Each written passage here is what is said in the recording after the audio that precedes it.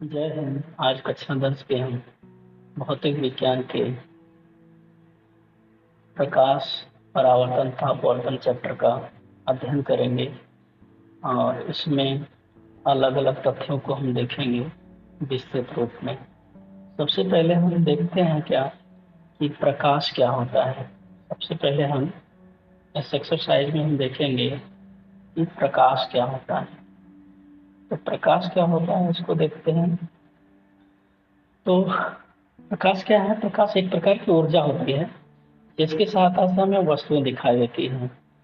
और अब ये वस्तुएं दिखाई कैसे देती हैं? तो ये जब प्रकाश होता है, प्रकाश किसी वस्तु पर पड़ता है और उस वस्तु से परावर्तित होकर हमारी आंखों की रेटिना पर आता है और रेटिना पर उस वस्तु का उल्टा प्रतिबिंब बनता है जिससे कि हम वस्तु को देख पाते हैं, वस्तु को देख पाते हैं। उसके बाद अगर हम देखें तो ये प्रकाश जो होता है, प्रकाश का स्रोत क्या क्या हो सकता है। तो प्रकाश के मुख्य रूप से अगर हम देखें तो प्रकाश के मुख्य रूप से दो स्रोत होते हैं। एक प्राकृतिक स्रोत हो सकता है, दूसरा हो सकता है कृत्रिम यानी कि मानव निर्मित स्रोत हो सकता है। तो प्राकृतिक स्रोतों में जैसे कि सूर्य हैं, तारे हैं, ये प्राकृतिक स्रोत होते हैं प्रकाश के। और मानव निर्मित स्रोतों में जैसे मोमबत्ती, विद्युत बल्ब, ये सब क्या होते हैं? मानव निर्मित प्रकाश स्रोत होते हैं। इसी के आधार पर अगर हम देखें तो हम इन स्रोतों को दो प्रकार से विभाजित कर सकते हैं। पहला होता है दीप्त प्रकाश स्रोत यानी कि ल्यूमिनस सोर्सेस ऑफ लाइट। ये क्या होते हैं कि ऐसे प्रकाश के स्रोत होते हैं जिनमें क्या होता है, स्वयं या ऐसे प्रकाश स्रोत होते हैं जो स्वयं प्रकाश उत्पन्न करते हैं। जैसे सूर्य हो गए, तारे हो गए, विद्युत बल्ब हो गए, इनमें स्वयं का प्रकाश होता है।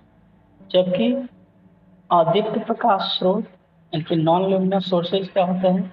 ये ऐसे प्रकाश स्रोत होते हैं जिनमें स्वयं का प्रकाश नहीं होता है बल्कि सूर्य के प्रकाश को परावर्तित करके या किसी और प्रकाश के स्रोत को परावर्तित करके ज्वलित होते हैं या प्रकाशित करते हैं। इसमें इनमें उदाहरण के रूप में अगर हम देखें तो पृथ्वी का उपग्रह यानी कि चंद्रमा सूर्य के प्रकाश से ही प्रकाशित होता है। इसके अलावा कांच कांच में स्वयं का प्रकाश नहीं होता है, किसी प्रकाश स्रोत के माध्यम से ही वो क्या होता है, प्रकाशित होता है। चाहे वो सूर्य का प्रकाश हो या विद्युत बल्ब का प्रकाश हो, किसी भी प्रकार के प्रकाश से वो प्रकाशित होता है। अगर हम देखें तो प्रकाश जो होता है, प्रकाश के कुछ गुण होते हैं। उन गुणों को हम देखते हैं। तो सबसे पहले अगर हम प्रकाश देखें तो प्रकाश क्या होता है, स्वयं अदृश्य होता है। प्रकाश स्वयं अदृश्य है लेकिन इसकी सहायता से हम वस्तुओं को देख पाते हैं। यानी कि प्रकाश क्या है, स्वयं तो अदृश्य है लेकिन इसकी सहायता से हम क्या करते हैं, वस्तुओं को देख पाते हैं। उसके बाद अगर हम सामान्यतः देखें तो प्रकाश सरल रेखा में चलता है। अगर हम देखें तो प्रकाश का जो गमन पथ होता है वो सीधी रेखा में होता है। ठीक है।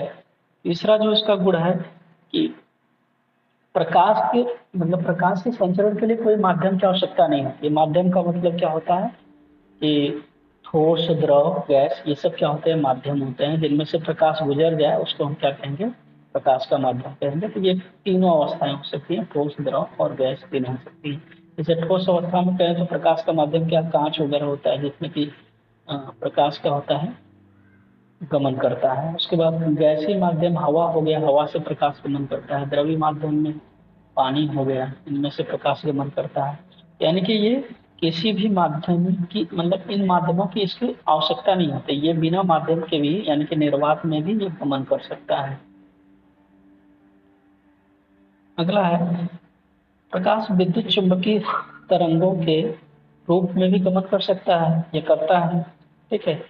अगला है प्रकाश पारदर्शी वस्तुओं जैसे कि कांच, वायु आदि में गुजर सकता है परंतु अपारदर्शी वस्तुओं में नहीं गुजरता है। जैसे कि अपारदर्शी वस्तुओं का मतलब है जिनमें से प्रकाश आर पार नहीं हो पाती, उन वस्तुओं से ये गुजर नहीं पाएगा। जैसे ईंट है, पत्थर है। ईंट पत्थर क्या होते हैं, अपारदर्शी वस्तु होती है, इनमें से प्रकाश गुजर नहीं पाता है। उसके बाद विभिन्न माध्यमों में प्रकाश की चाल भिन्न भिन्न होती है। जैसे माध्यम में अभी बताया कि ठोस, द्रव, गैस। ठोस में क्या होगा, प्रकाश का चाल अलग होगा। द्रव में क्या होगा, अलग होगा। गैस में प्रकाश की चाल अलग होगी। तो अलग अलग माध्यमों में इसका चाल क्या होता है, अलग अलग होता है। और निर्वात में, निर्वात का मतलब जहाँ पे कोई माध्यम नहीं है, उस माध्यम में प्रकाश की चाल 3 × 10⁸ मीटर प्रति सेकेंड होता है। या 2 किलोमीटर में कहें तो 3 लाख किलोमीटर प्रति सेकेंड होता है ये। ठीक है। अगला है, हमने देखा कि विभिन्न माध्यमों में प्रकाश की चाल भिन्न भिन्न होती है। चमकदार पृष्ठों से प्रकाश क्या होता है, परावर्तित हो सकता है। ठीक है। अगला है कि जब प्रकाश क्या होता है, एक माध्यम से दूसरे माध्यम में गमन करता है तो अपनी पथ से क्या होता है, विचलित हो जाता है। इस घटना को हम क्या कहते हैं, प्रकाश का अपवर्तन भी कहते हैं। ठीक। और अगला है इसका गुण कि जितने भी प्रकाश होते हैं या दृश्य प्रकाश स्रोत होते हैं, उन प्रकाश स्रोतों के तरंग दैर्ध्य क्या होते हैं, भिन्न भिन्न होते हैं। इनके जो तरंग दैर्ध्य होते हैं लगभग 4000 एंगस्ट्रॉम से लेकर 8000 एंगस्ट्रॉम तक होती हैं। ये अलग अलग रंगों के लिए इनका अलग अलग क्या होता है, तरंग दैर्ध्य होता है। इसका हम अध्ययन आगे भी करेंगे। अब हम बात कर लेते हैं प्रकाशिक माध्यम की।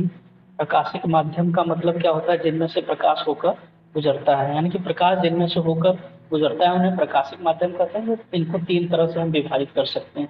पहला होता है पारदर्शक माध्यम, यानी कि जिन जिन माध्यमों में से प्रकाश क्या होगा, अधिकांश भाग गुजर जाता है, वो क्या कहलाते हैं, पारदर्शक कहलाते हैं। यानी कि ऐसा माध्यम जिनमें से प्रकाश आर पार होकर गुजर जाता है या इसका प्रकाश का अधिकांश भाग गुजर जाता है, उसको हम क्या कहेंगे, पारदर्शक माध्यम कहते हैं। इनमें उदाहरण के रूप में जैसे देखें तो कांच हो गया, वायु हो गया, इन सब से जो प्रकाश होता है आसानी से गुजर जाता है।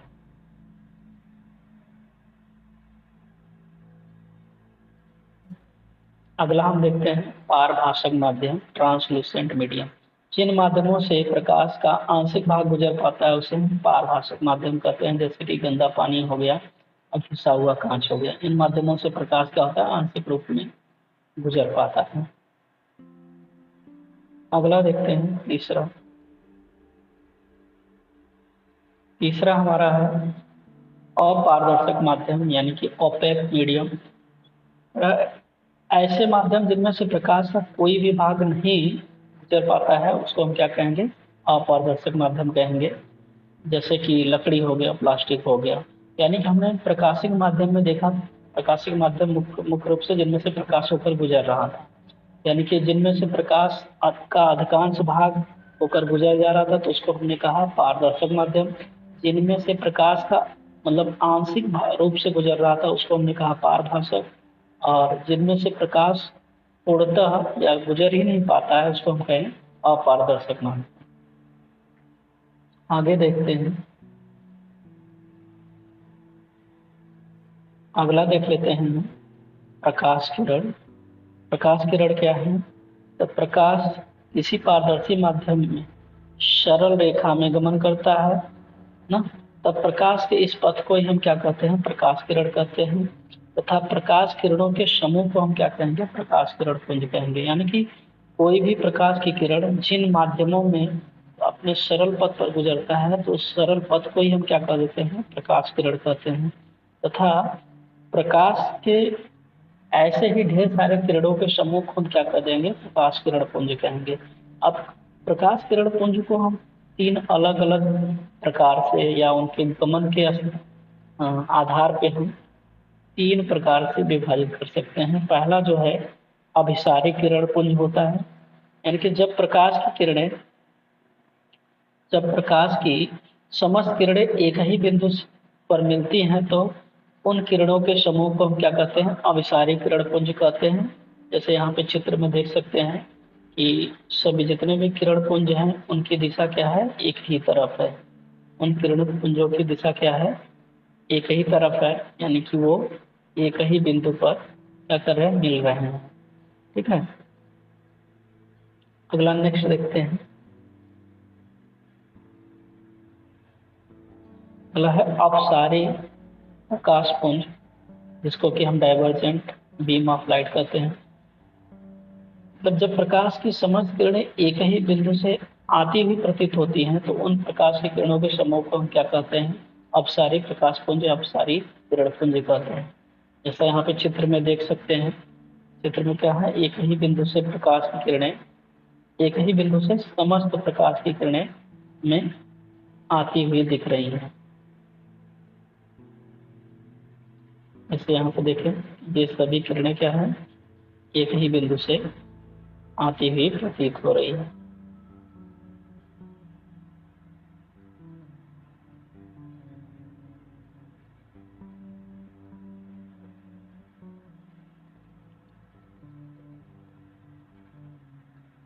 समस्त किरणें एक ही बिंदु से आती हुई प्रतीत हो रही है। अगला देखते हैं। तीसरा है समांतर प्रकाश पुंज, यानी कि पैरेलल बीम ऑफ लाइट। यानी कि जब प्रकाश की समस्त किरणें एक दूसरे के समांतर होती हैं तो ऐसे प्रकाश की किरणों के समूह को हम क्या कहते हैं? समांतर प्रकाश किरण पुंज कहते हैं। यहाँ पे हम चित्र में देख सकते हैं ये तीनों प्रकाश की किरणें एक दूसरे के समांतर हैं। तो आज के लिए इतना ही।